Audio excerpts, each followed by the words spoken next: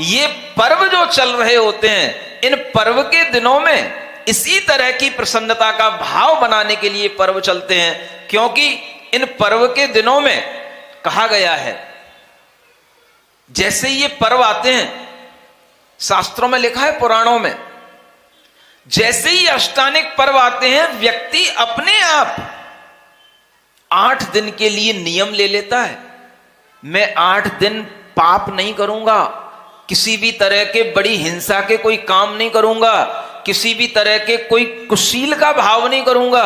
ब्रह्मचर्य का व्रत ले लेते हैं, 8 दिन के लिए ब्रह्मचर्य व्रत ले लेते हैं लोग।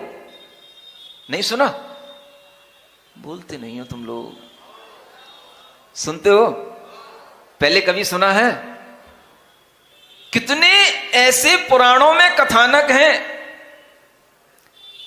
माता पिता मुनि महाराज अगर समक्ष होते हैं तो उनके समक्ष ले लेते हैं, और नहीं होते हैं तो प्रभु के समक्ष ले लेते हैं। 8 दिन अष्टानिक पर्व में, हे भगवान, मैं ब्रह्मचर्य व्रत के साथ रहूंगा, नियमित रूप से सादा भोजन करके, सुबह शाम कुछ संयम रख करके भोजन करूंगा, और अपना दिन धर्म ध्यान के साथ निकालूंगा, न किसी के साथ गुस्सा करूंगा, न किसी के साथ कोई अपनी कसाय भाव बढ़ाऊंगा, विषय कसायों से दूर रह करके 8 दिन यह पर्व मनाने का यह समय आता है।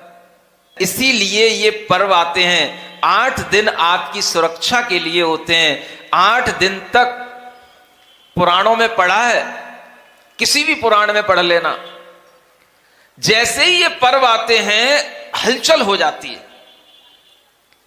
राजा दशरथ थे, राम के पिता, सुन रहे हो? और उन्होंने भी ये अष्टानिक पर्व मनाया, और जैसे ही अष्टानिक पर्व आया तो पूरे नगर के अंदर हलचल हो जाती है। अब क्या करना है? सब लोग अपने अपने आप नियम ले लेते हैं, कोई किसी की हिंसा नहीं करेगा। राजा भी होते हैं तो भी ऐसा भाव कर लेते हैं, अब युद्ध नहीं करेंगे, 8 दिन तक युद्ध नहीं करेंगे।